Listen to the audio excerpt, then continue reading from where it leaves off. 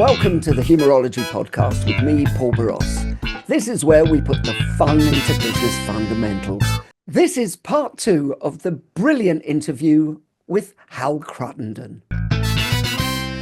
I heard a quote of yours, which really I found interesting. I have a thing about politicians. I'm completely in awe of them. And they're all a bit like rock stars to me. I know. What's going on there? Well, but I also hate the ones that I really disagree with. I have passionate reactions to. But deep down, I have a huge respect for anybody going into politics. I think it is so thankless. The abuse you now get online, if you look up, just look at Sadiq Khan, the mayor of London, posts something and the sort of abuse that's just bang, bang, bang, bang. You get, I'm sure, and it happens to people, I'm sure it's happening. Kemi Badenoch, Nigel Farage, who I have a big problem with. Sorry, Nigel, but I'm part of that as well. I write horrible things to you. I don't write personal things, but I go, that's a disgrace. If on social media, and they get things thrown at them, they get hated, and they're very admirable because I happen to disagree with most. I think that the cynicism that people have of all politicians are in it for themselves and they're all liars has led to what we now have in the United States. Well, you've got a liar and you've got someone who's only in it for themselves. So that cynicism led to that being okay. Most of them go in because I think they have a sincere belief. And it might come from ego, totally, that they've got a really good idea for how to run society, that they do believe in this way. They do think that works. And I know that they may lose their way, and there are ways in which you see them having to compromise and deal with awful things. But I'm a terrible snob as well, because I know, did you know Aisha Hazarika, who did comedy? Yeah. She's now a Baroness. Yes. I've never known anybody in the House of Lords.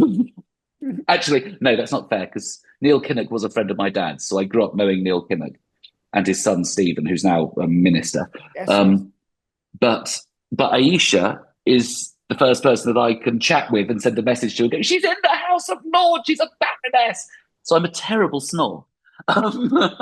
But I just find the fact they have to be so tough. They can't be that vulnerable. They can't be that honest.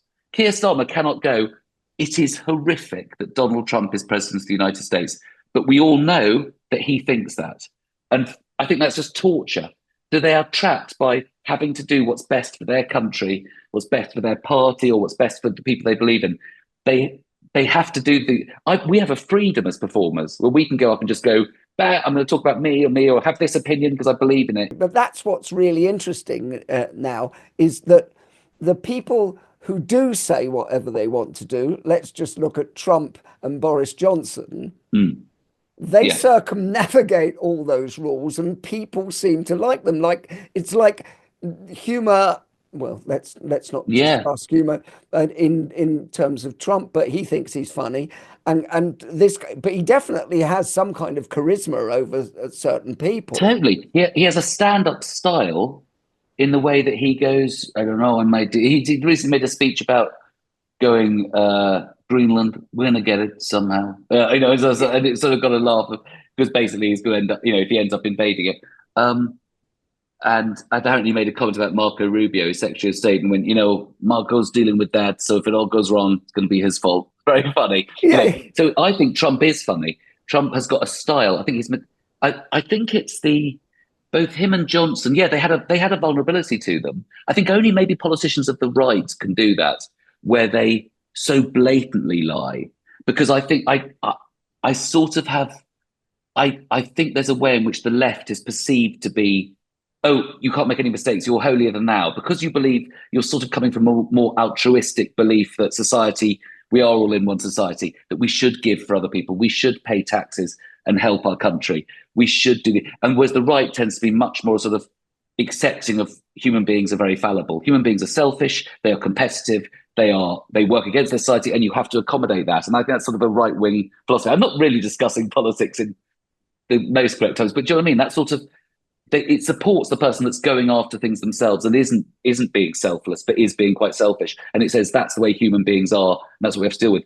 I think that's why we accept those figures, because figures like Johnson and Trump would never be accepted on the left, because on the left you have to go, You have to be so sensible and so not frightening people, because you are asking something a bit more of people as a society, I think. Whereas I think on the right, they tend to go, how can we accommodate selfishness and a group of individuals who aren't really a society? That's a very generalized viewpoint. That's the only way in which I think they like that.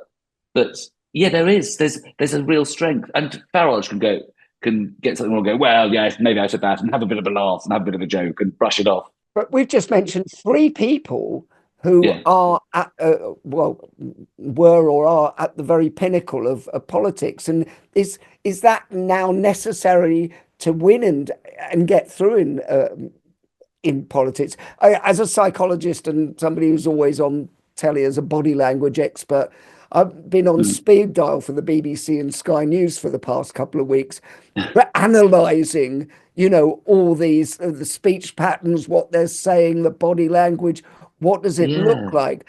But you know what? Trump is winning on many levels because he just wants to flood the zone with everybody's talking about Trump.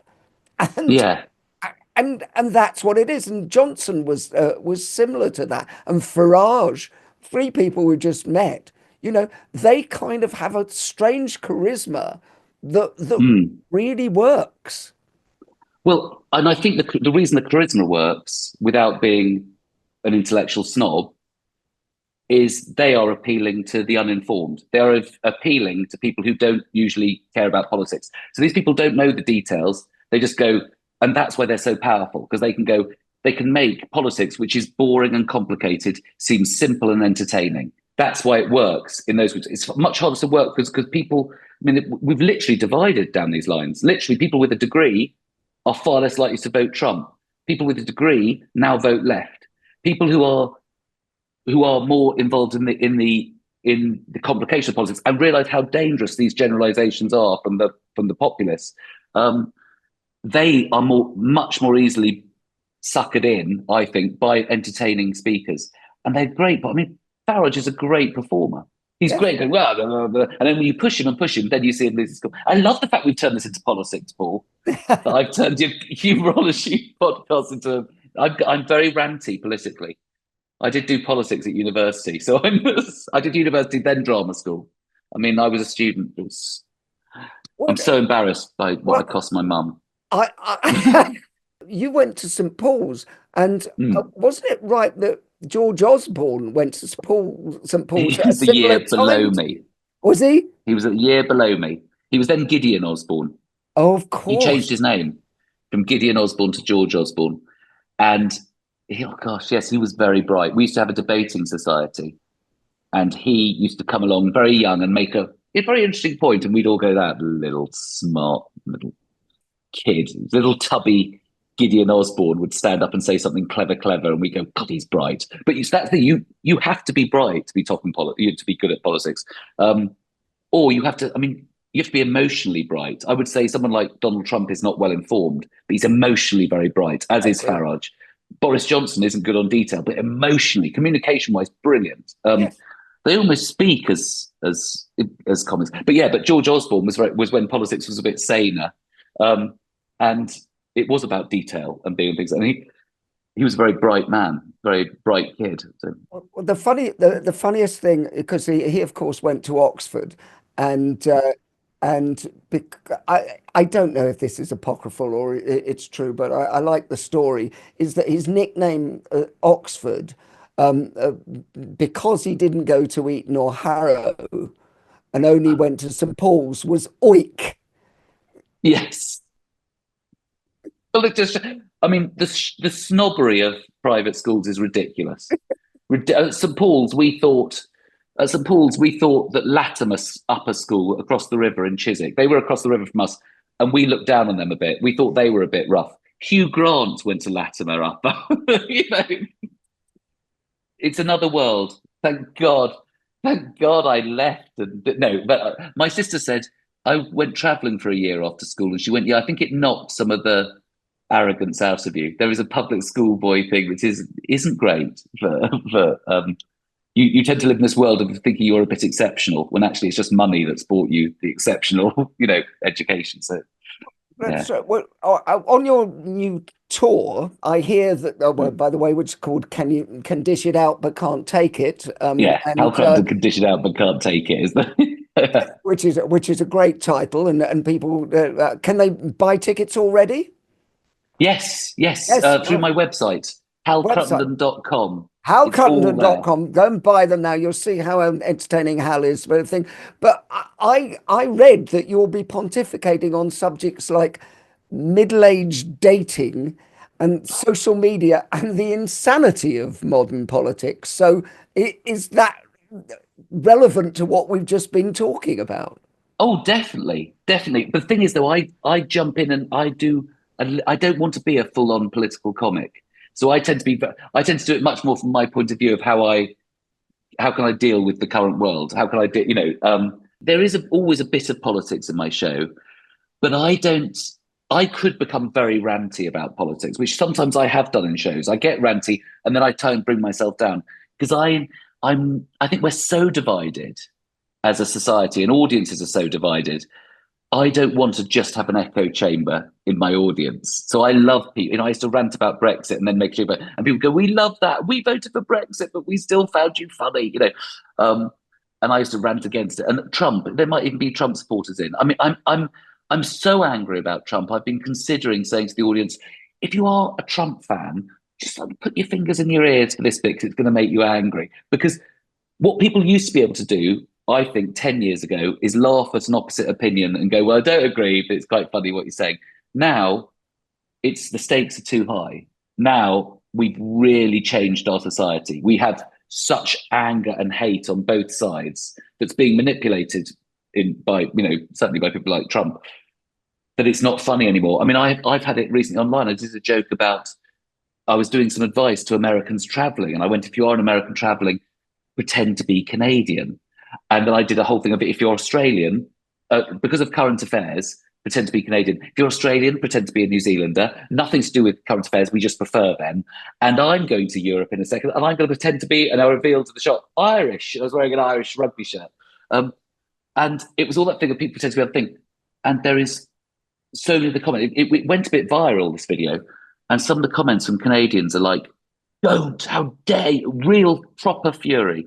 But the stakes are so high. They're literally their nearest neighbour is saying they should become part of the United States, and it's not funny anymore. So the thing of trying to make politics funny is so much harder than it used to be because you're trying to bring with you the people that will be triggered by it and go, don't say that. I don't agree with you about that because people are so up. So I skip in and out of politics because I basically want to create a comedy experience, not a political one, particularly. When people moan about politics, I kind of go to the Michael Moore place, which the documentary maker, and I go, you really can't complain too much about it unless you are willing to put yourself up to do Yes. something. And whether that's in America they call it, say, school board or local politics or everything, and in the UK, and I kind of like everybody in the pub going, yeah, it's all over the thing, and you kind of can't be an observer. You have to kind of get That's involved. really true.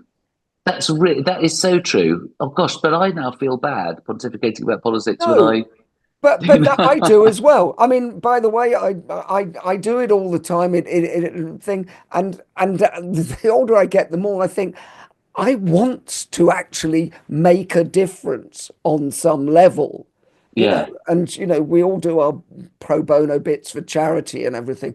But in the world of politics, it would be nice if they came to us and asked us, you know, yes, could you do something in this sphere? And then we would see if we were just ranters or or or, yeah. or we did something about it. Well, that's why I think I have that love for politicians is that they are doing something about it. They have stood above the parapet and gone out there and put themselves up for election and won and deal with how hard they work. I mean, I think someone like Trump doesn't work very hard, but most, you know, I was thinking that meeting that Keir Starmer had it was on a Sunday, wasn't it? Yeah. They don't have it. They literally don't have a day off. if you are a cabinet minister, most cabinet ministers don't have a day off. They usually, if they're on holiday, they're taking work calls all the time. It's horrendous. And Yeah. most Sundays they're having to do something or do an interview and you think that it's a horrendous life. And yet all we do is give them abuse because we don't live, because we think it's simple. We think politics is simple. And actually, there's no politician going, this is really hard. My local MP is Rosanna Allen Khan. Oh, yes. And I know how much work she does, but also when she does have time off, she is a trauma doctor in the A&E at St George's Hospital, and I'm like, do you know what? I feel quite lazy now because Yes. she's doing two of the hardest jobs you could ever do, Exactly. and I'm prattling on a podcast and going on conference stages and being paid handsomely for it, and Yeah. so you are right. I used to say that though to audiences of going, and the time we're living through now, when people used to dismiss politics and go, politics is boring. And I used to say, yeah, you don't want it to get interesting because it's interesting now. And it's interesting in Israel, in Syria, do you know what I mean? The interesting places. I said, I used to do a joke about it. I'm sure I did. People in 1930s Germany would go, well, at least it's not boring. It's like, and I think that dismissal, I might do stuff on this. I might in my next show. Thank you, but Paul, I'm going to have to credit you with things of that thing of talking about politics going, this was all going to happen. And comedians were part of this. Billy Connolly, we all laughed at him going, oh, I think it's so boring, politics. And the very desire to be a politician should ban you forever from being one, and these there was very funny, but this simplistic taking down of politics, which we've done on satirical news shows. Have I got news for you? And this whole and Mock the Week. We've made fun of all our democratic politicians. And now we've got a situation where so many people are so cynical about them that they will welcome in people who aren't democratic. They'll welcome in people who make things seem simple and obvious. And I think it's our fault. So not only are we not doing enough, we've also been part of one of the things that's tearing our democracy apart. So yeah. So I love the fact we've got a political ball. You're not going to put this out at all, are you? You're going to go. David's in the background going, edit. No, yeah, exactly. he loves politics as well. I'm sort of. You've had some difficult times in your life, which you've touched upon with your father's early death and divorce. Do you think that humor is important in dealing with traumatic situations? Because I know you turned the divorce into a show and yes. thing, but from the other, does it add resilience? What's it doing for you? I think it's always important just to have that thing that lifts you out of realizing that life is ridiculous. And when life's painful, it's lovely to see it's ridiculous. And my ex said to me when she was leaving me, she went, "You're gonna do jokes about this, aren't you?" And I went, "Yes, of course I am." So I think that when something's painful, it makes the joke more powerful.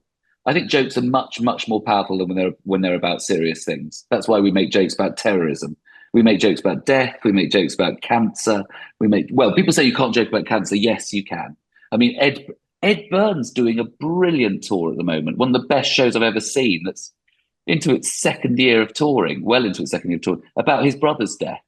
I've always made jokes about my parents' death, but it's all when my mum died. I was sitting on a bed and I called my friend to tell them that my mum had died. I'm sitting on my mum's bed. My friend went, "How are you?" I went, "Yeah, I'm fine." I said, I'm not going to go psycho because I can't fit into her clothes. So it was a joke. That was 40 minutes after she died. I was immediately just looking at this and thinking, God, I've thought up a joke about my mum's death.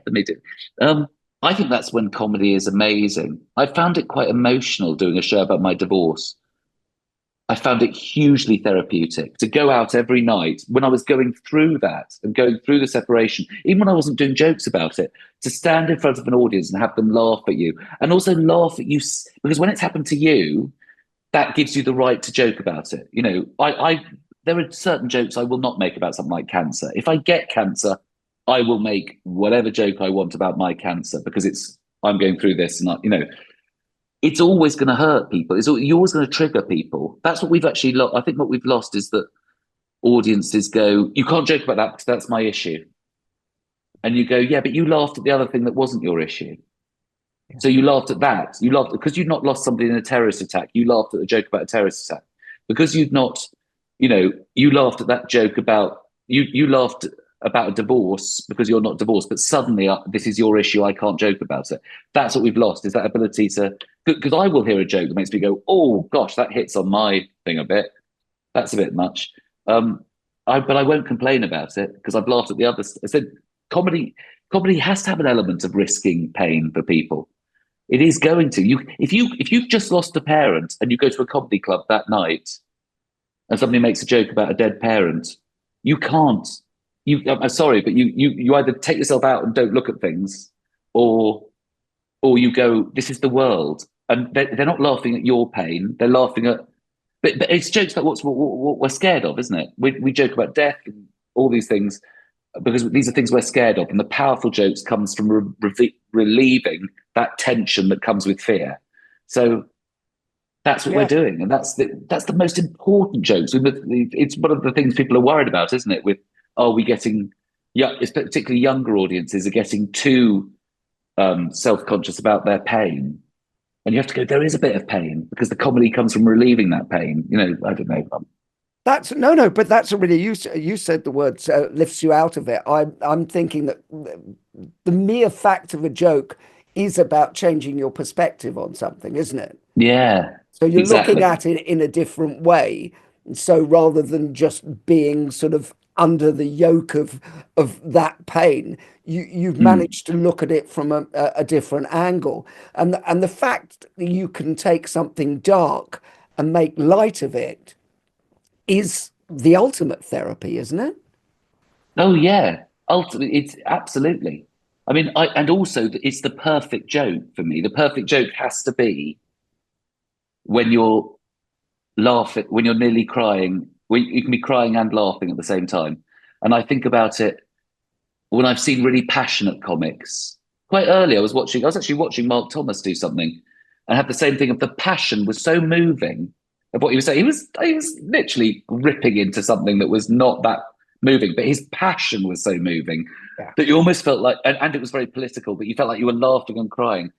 One of my favorite ever comedy moments, where when I first saw it, and it never has the same impact as when you first saw it, is a scene in Life is Beautiful, the film Oh, about Jim, but where with the Italian, Roberto, what was his name anyway, and he's with his son, and he pretends to the other inmates of the concentration camp that he can understand what the soldier's saying when he's giving them instructions, and a little boy who he's hidden, and there's a little boy who's smuggled into a concentration camp.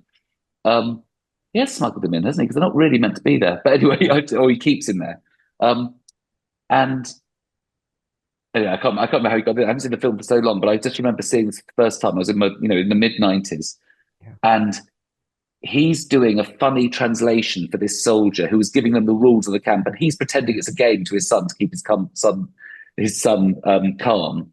And so he's saying to his son, yes, and the game is that we must not catch you doing this. And I was caught, and I've just eaten some sweets. And his whole translation is so ridiculous of this Nazi guard in a concentration camp, and it's so moving and so funny at the same time that I just thought, I remember thinking that's perfect. I was crying in the cinema and laughing, and I went, oh God, if I ever did that to an audience, I mean, it'd be a power trip to do that to an audience as well.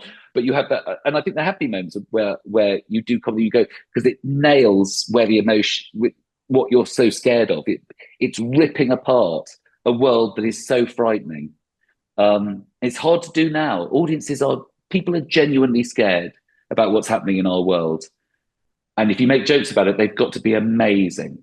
They've got to be so good because they just go, we live in this ridiculous world. Yes, we're frightened, but the world is ridiculous, and maybe it reminds us that life is ridiculous, and we're all going to die, and it's all a bit pointless, but it's great fun, and I think that's what comedy can remind you of. And why do people have, problems in their lives or they keep problems is because they can't see another angle. They can't, they say, look at the funny side. It's Yeah. I used to train doctors many, many years ago at Guy's King's and St Thomas's, and we used to do a reframe game, and you had to one person to come out with any statement, and the other person used to have to reframe it. And somebody would go, "My granny died last night," and you'd have to come up with something. Well, at least that means that you won't have to Yeah. eat her suet pudding or whatever it was. It didn't, but that's really what comedy and humor does at its best. It reframes the world for you. And but also it's that thing of bursting a tension. Of bursting the tension, of breaking the tension. It's breaking the tension of life, isn't it? Yes. So that's why there is, especially when so you start off on a joke and you talk about something. I talk about my wife left me for another man, which is a massive, and people go, oh God, and it creates a tension. And then I go, but in a way that's better. It's better to be left for something. If someone leaves you and go to no one, that means you're literally worse than nothing. And it's like it's a very dark joke, but people really love and go, oh my God, and it's the positivity of being left for someone else. Comics aren't happier than anybody else. They would be if it was a proper way in which it does help people, but comics tend to be quite miserable. Well, you say that, but then they have this facility to do a very quick reframe. So, Yeah. of course, I mean, I don't think happiness is a sort of a steady line. We were all going to go on different levels.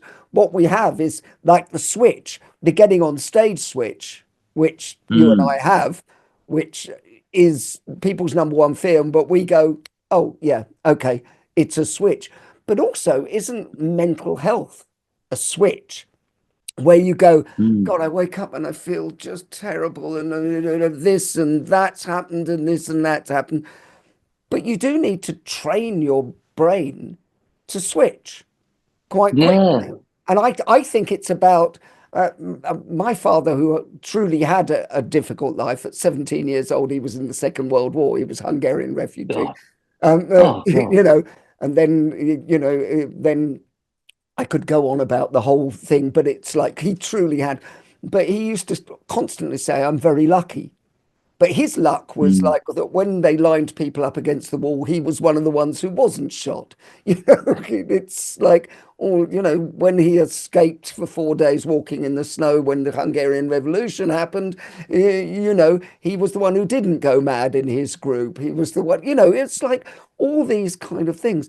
But it's comedy, humor gives us perspective on life. And, Yeah. if you can love your opening gag about the divorce is just a beautiful reframe of the situation. Yeah.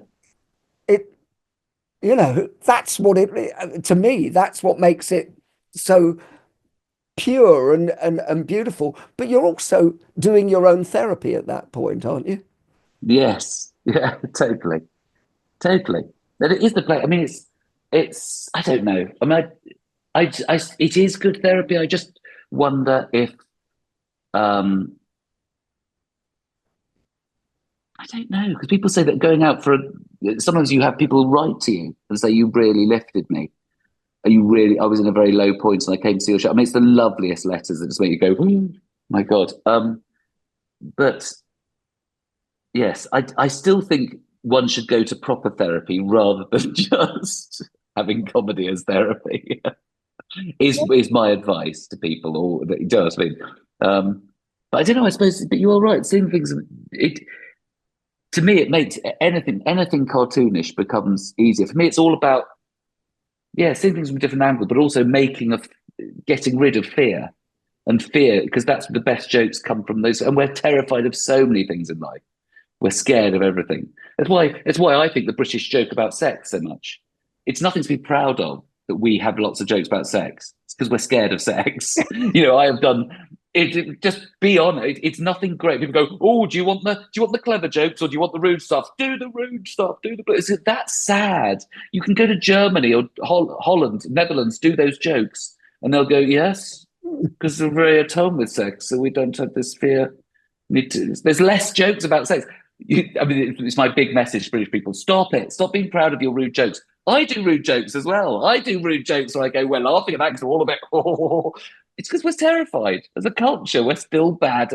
We're still bad at being relaxed about sex. So, yeah, that's my some of my little bugbears. You're a brilliant host at corporate events and awards. What advice would you give to somebody who wants to use humor in their speeches? It was the same thing about that I said about the wedding thing, about just being authentic. If you are genuinely funny, go for it. Don't try too hard if you're not the funny one. If you're not someone who's seen as funny or has ever said anything funny, don't suddenly try and be funny. I would keep it very, very dry. I have one or two lines. So just don't. That's my thing. Don't try and be, I'm going to make this really funny, even though I've never been funny. If you are funny, bring yourself to it, bring your own personality, make it, remember it's coming from you. Don't try and be someone else. But if you are generally known as not being funny, I'd start by going, now, some people will be dreading this because I'm not a funny person or whatever, if you're doing a talk. Some people will be going, oh, I've got to do the talk. Well, by the way, you're implying that people aren't delusional about how funny they are. Yeah. Which is like, I know that I'm not funny, so therefore I'm going to, isn't that, oh my gosh, that's so true. That's so true. You see it on dating websites. I've got a great sense of humor. Oh my God. That is exactly the point I was going to say. Dating website. There is nobody who doesn't think they have a great sense of humor. I know. Well, so you're dealing with delusion at that point anyway. Yeah, they all think they're such lovely people as well. I'm a great mum. What? How do you know that? It's not for you to say. You know what I mean? Anybody. The whole way in which you sell yourself on dating sites. I mean, I just made fun. I took the mick out of it a lot.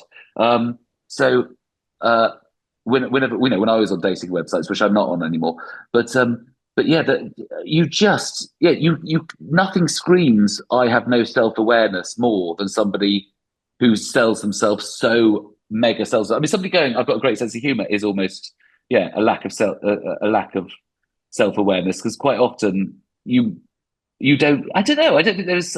Maybe there are people who are just not funny. Anyway, I'm confusing myself now. Well, no. That leads me to my question of, is humor a superpower?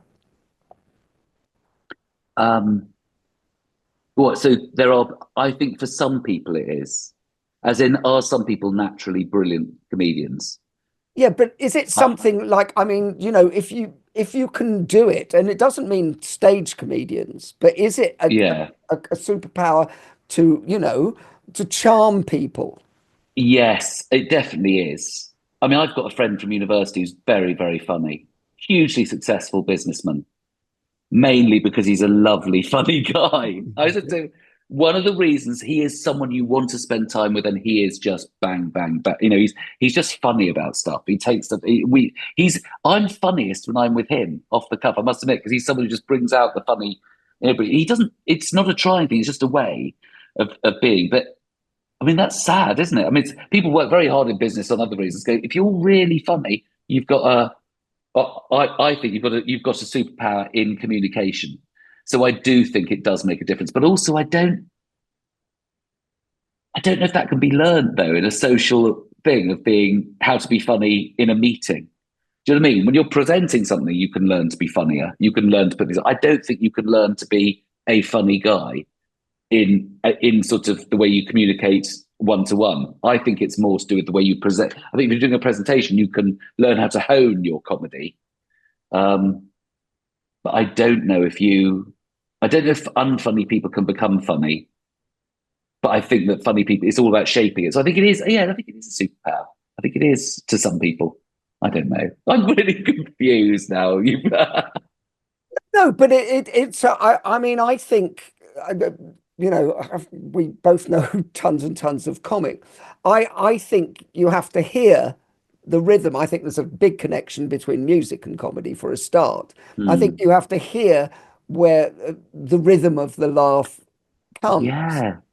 And so therefore you also have to I think the best comedians or the best people in life, let's forget comedians, the best humorologists, if you like, are the people who listen. And I don't just mean with the ears, I mean with the eyes, Mm, and see what other people are doing. You, with your crowd work, are brilliant because you're yeah. watching them as well. You're listening to the reactions and you're doing that two-way tease of like, oh, can I do this? Can I? Can I? Yes. And Well, it's that's like some of the funniest things that Eric Morecambe ever did, or some of the funniest things that people do, where people think comedy, they have to work hard at it. And some people, it's a look, isn't it? It's a look to camera. It's a look of what someone said and how they respond. And it's just a moment. And it's hysterical. And people who've got yeah, exactly, that sense of rhythm. Um, that moment. It doesn't have to be clever. It doesn't have to be well thought out. Sometimes the simplest jokes are the funniest. oh, So, I will tell you that when I was very young, there was a producer who was like a second father to me, William G. Stewart. I don't know if you remember, he did oh 15 to yes, he used 1. to do 15 to 1. Yeah, He was presenter. Yes, yeah, yeah. But he was a producer and he did Father Dear yeah. Father, Blessed His House, all those kind of things. And he also did David Frost live from London, Oh which really? was recorded at Capitol Studios, or Hewitt's as it used to be, in Wandsworth, and was beamed to Australia live. And so anybody who wanted to promote anything, didn't want to fly to Australia, would just go down to Wandsworth and record it, and David Frost would host it. And so I was in the green room. I was young, with, and you know what happens in a green room? I ended up just being next to Eric Morecambe. And Oh, I mean, which is just like a dream, and all we're doing is talking about football because he was a big Luton Town fan. yeah, And we're just me and him, and you know how it happens in a green room, you just end up and you're yeah, having a chat. In my head, I'm having a chat with Eric Morecambe. yeah. And out of the corner of my eye, I see a woman start to do that sidle over, that slightly awkward walk where she's coming over. And we're in the middle of a discussion and I can feel her come. And she's a member of the audience, a punter, and she comes up to him and me and goes, I'm so sorry. I was just passing the door and I saw you here, Mr. Morecambe. I'm so sorry to have interrupted your conversation. But I couldn't leave without saying, thank you so much for all the pleasure you've given me and my family over the years. And uh, and and she goes, I'm so sorry to have, and she backed away. I just had to say that. And she backed away. She didn't want anything. She backed away and she Oh, goes out of the door. And then I'm standing next to Eric Morecambe. I'm the only person there. And he looks at me and goes, seems like a nice young man.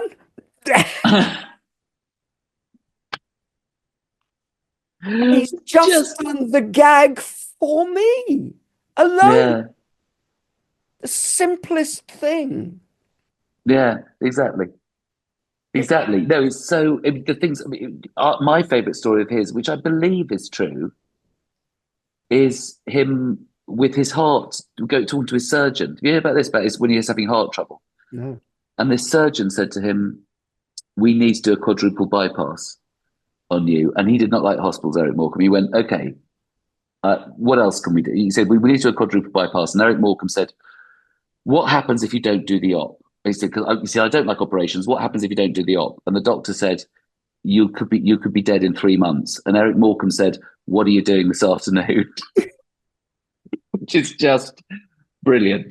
Do you know what I mean? Just that he could be in the worst moments so funny is just beautiful. But he is. I'm sorry. Last week, about 6 days ago, I was doing a gig and somebody had literally bought from an auction Eric Morecambe's hat, cricket bat, and cane And I had a photo taken of me wearing all three of them because he is, for me, the legend. He is the great. He is the just, and I know he wasn't a great, he wasn't a writer. He was what people were writing for him, but just and he was always on. He was always funny, and just adore him as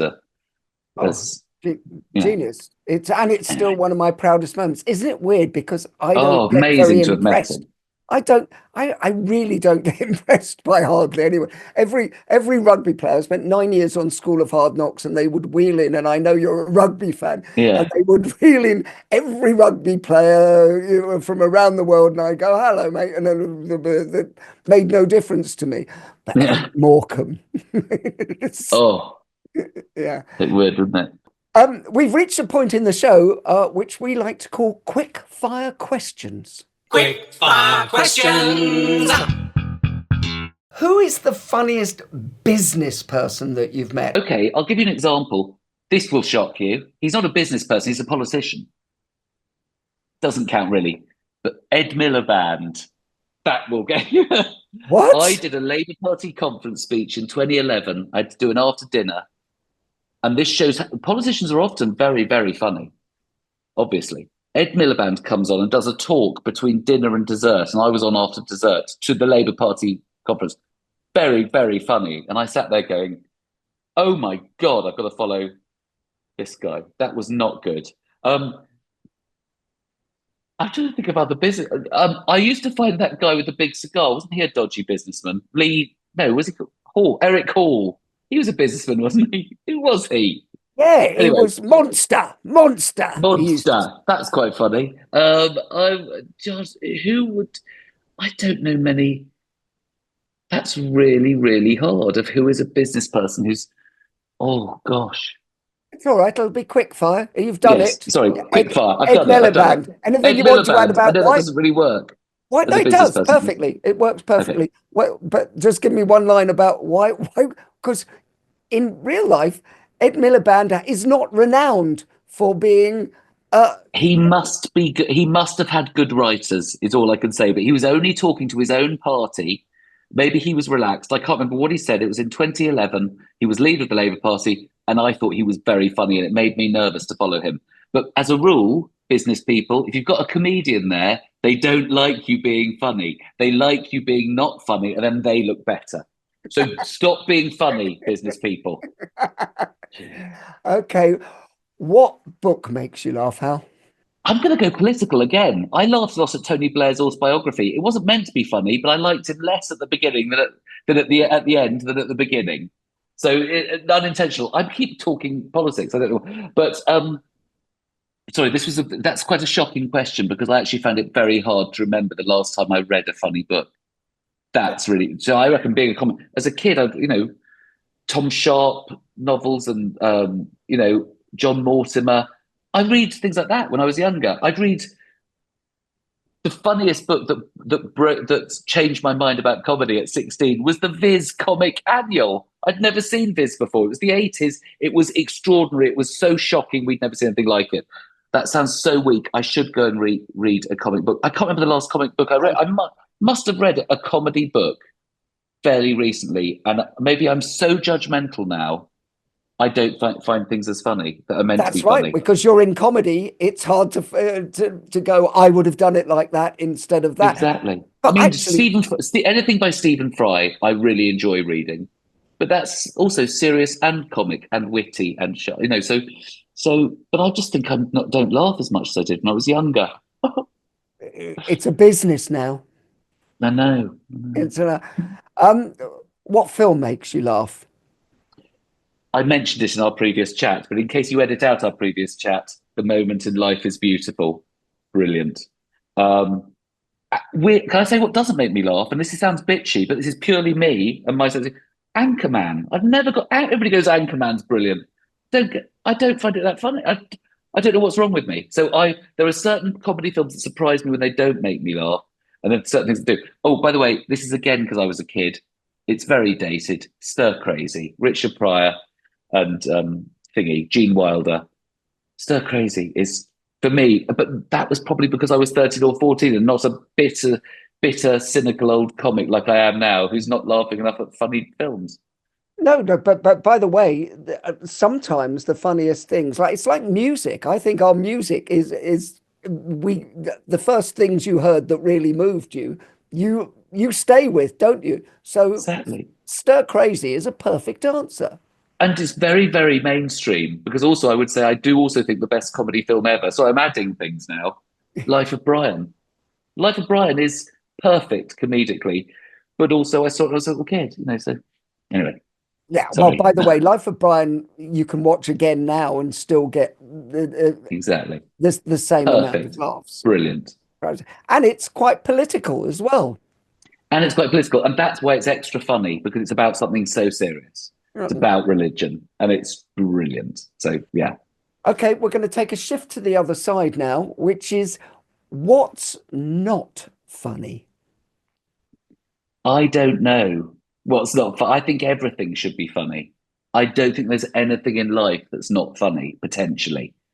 So, my general rule, what's not funny is lack of self-awareness. If you are a person that lacks self-awareness, I do not believe you can be funny. Unintentionally, you might be able to be funny, but certainly it's self-awareness in individuals creates comedy, I think. But I think everything should be funny. Think of the most awful things that in the world, and they can be funny in in the right hands, or very, very offensive in the wrong hands.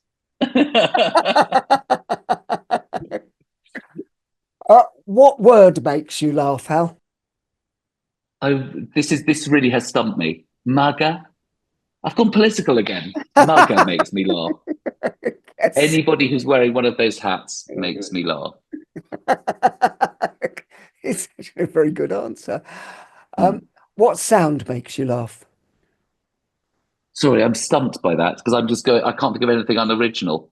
Raspberries make me laugh. The sound of a fart, the sound of bodily functions. Bodily functions are always funny. A burp or a fart in the wrong place. Oh my word! I had a relative who did that. Oh, I still remember that.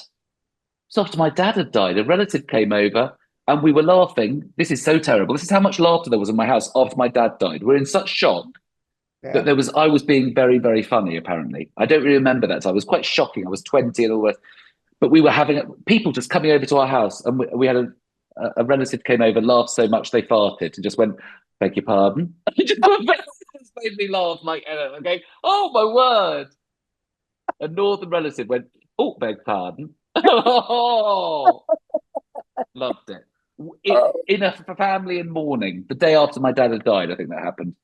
And so it's funny things in the saddest moments. So yeah. Oh, I think that's lovely. You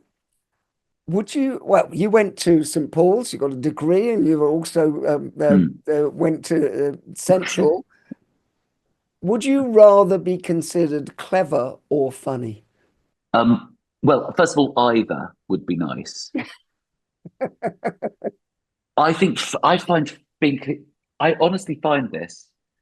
I find if being considered clever is probably easier to carry, because if you did think you were clever and you are clever about things, being funny suddenly makes me very self-conscious. Being called, you're funny, do something funny now, be funny. I've always said this in the middle-aged dating world in which I live, though I'm now very settled with a lovely woman. At the moment, I hope it, fingers crossed. There is nothing worse than someone going, "You're funny. You're a the thing in Goodfellas. You're a funny guy. You're funny. You're a funny. You're funny guy." Oh gosh, don't sit there and go, "Hal's funny. Here he is. Sit and be funny." That's terrifying. So being clever is probably easier to carry than being funny. But being funny, it makes me self-conscious about it. Actually, it's really weird. Really? Yeah. So someone goes, "You're very," but I find that in personal life, I find it very hard when people go, "Hal's very funny. He'll be here in a moment," and I go, "No, don't make me." No. Pressure. Yes, pressure. But having said that, my job is to walk on stage being told this guy's funny. So if it's in a controlled environment where I'm controlling it and I'm performing and I'm on, yes. Gosh, I'm making every quick fire question a very, very long answer. Well, you'll be glad to know that this is the last one now. And okay. This is, Desert island gags. If you could only take one joke with you to a desert island, what would it be? I really want to go political, you see. I really want to go. I believe Donald Trump is a joke, and I'd like to take him to a desert island to keep the world safe. I know you'd want a joke. I'm not good enough at jokes. The only joke that I love, Paul, is so offensive that I wouldn't. It's so offensive. I can't do it. Isn't that terrible? That's one joke that I heard that I think is very, very funny, but I've told it to other people and they've gone, "Oh my God." So I don't want to share it. Isn't that awful? No. And I wouldn't want you to share it, because then, it would end up, it would end up on the cutting room floor. I'm so bad. I'm terrible, aren't I? I'm so bad at jokes. I'm really, really bad, because the only ones I find funny are really offensive. I like kids' jokes in terms of, oh, you probably don't like this. You probably know this very well. Knock, knock. Who's there? Interrupting cow. Interrupting cow. Moo. Did you know it? I did know the joke, but the delivery still made me laugh. Okay. Sorry. I am a comic that's terrible at jokes. I'm terrible at them. No, but you're a brilliant comic, and I think you'll make a brilliant politician when you finally decide to do it. So, Hal Cruttenden, thank you so much for being a brilliant guest on the Humourology. Thank you, Paul. Thank you. It's been a lot of fun and quite tiring, because we've talked for ages. The Humourology podcast was hosted by Paul Barros, produced by David Rose, music by Steve Hayworth, creative direction by Les Hughes, and additional research by Helen Sykes. Please remember to subscribe, like, and leave a review wherever you get your podcasts. This has been a Big Sky production.